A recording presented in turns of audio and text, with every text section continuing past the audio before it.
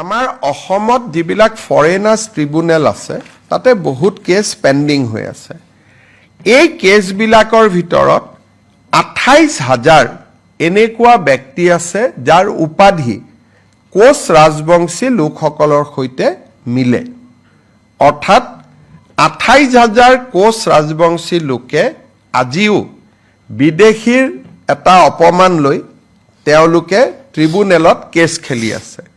ৰাজ্য চৰকাৰে বিশ্বাস কৰে যে কোচ ৰাজবংশী অসমৰ এটা খিলঞ্জীয়া কমিউনিটি, কোচ ৰাজবংশী অসমৰ সংস্কৃতিৰ এক এৰাব নোৱাৰা অংগ, আৰু সেইবাবে আজি ৰাজ্য চৰকাৰে সিদ্ধান্ত লৈছে যে কোচ ৰাজবংশী লোকসকলৰ বিৰুদ্ধে যি বিদেশী ন্যায়াধিকৰণত কেছ চলি আছে বা তেওঁলোকৰ নামৰ বিপৰীতে যি ডি ভোটাৰ লাগি আছে তাক তৎকালীনভাৱে এই গোচৰবোৰ প্ৰত্যাহাৰ কৰিবলৈ আজি ৰাজ্য চৰকাৰে সিদ্ধান্ত লৈছে।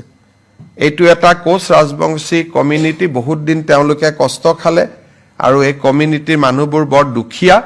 গতিকে আজি তেওঁলোকৰ আমি এটা ঐতিহাসিক সিদ্ধান্ত লৈছোঁ যে কোচ ৰাজবংশী কমিউনিটিৰ গাত এতিয়াৰ পৰা আৰু বিদেশীৰ লেবেল লাগি নাথাকিব। তেওঁলোকৰ বিৰুদ্ধে চলি থকা সকলো গোচৰ ৰাজ্য চৰকাৰে ট্ৰিব্যুনেলৰ পৰা প্ৰত্যাহাৰ কৰিব।